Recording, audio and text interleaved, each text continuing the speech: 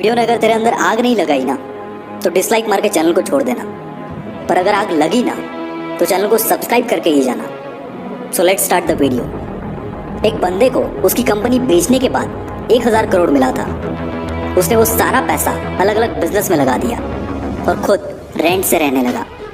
कोई पागल ही कर सकता है ना ऐसा, क्योंकि कोई नॉर्मल इंसान होता तो गाड़ी बंगला खरीदने में ही बहुत सारा पैसा खर्च कर देता।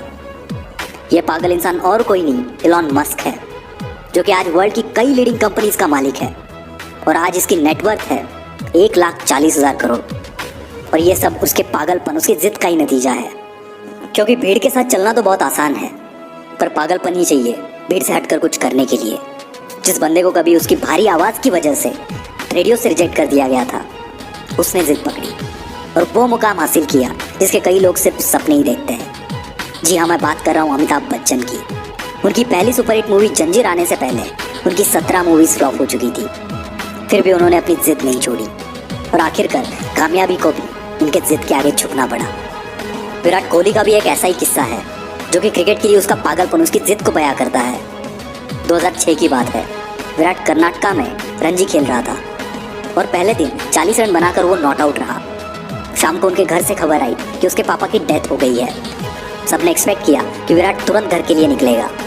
कोच ने तो यहाँ तक डिसाइड कर लिया था कि उसकी जगह पर और कौन खेलेगा, पर दूसरे दिन विराट बल्ला लेके स्पीच पे खड़ा था और इस हालात में उसने सेंचुरी लगाई और अपनी टीम को जिताकर ही वो अंतिम संस्कार के लिए निकल गया।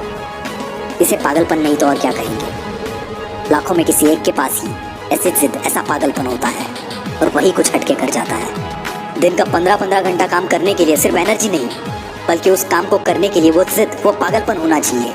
क्योंकि ऐसे जिद्दी, ऐसे पागल लोग परसेंटेज में नहीं, नंबर्स में होते हैं। ऐसी एक जिद और पागलपन से भरी हुई कहानी है दशरथ मांझी की, जो कि अपनी पत्नी को टाइम पर हॉस्पिटल ना पहुंचा पाए, क्योंकि इनके गांव से हॉस्पिटल के पीछे एक बहुत बड़ा पहाड़ था और उसी वजह से उनकी पत्नी का देहांत हो गया। बंदे को गुस्सा आ गया और इसी गुस्से को उसने अपनी जिद में बदल दिया और इस बंदे ने केवल छेनी हथौड़े से 22 साल में 55 किलोमीटर का पहाड़ तोड़ दिया। ये पागलपन नहीं तो क्या है। ऐसी जिद तब पैदा होती है जब दिल टूटता है। कुछ लोग तो इसमें बिखर जाते हैं, पर जो इस दर्द को, इस गुस्से को जिद में बदल देता है, उस बंदे को रोकना नामुमकिन है। वो पागलपन ही है जब लोग ट्रिप्स प्लान कर रहे होते हैं और कोई बंदा अपना एम्पायर खड़ा करने के लिए प्लान्स बना रहा होता है। जब सब नौकरी ढूंढने के चक्कर में होते हैं, तब कोई पागल नौकरी देने की सोचता है और ऐसे ही पागल आगे जाके बिल गेट्स, स्टीव जॉब्स बनते हैं। ये पागल सक्सेस के लिए हमेशा भूखे होते हैं, ये कभी सेटिस्फाई नहीं होते। यही पागलपन, यही जिद, ये ना तो इन्हें सोने देती है और ना ही रुकने देती है।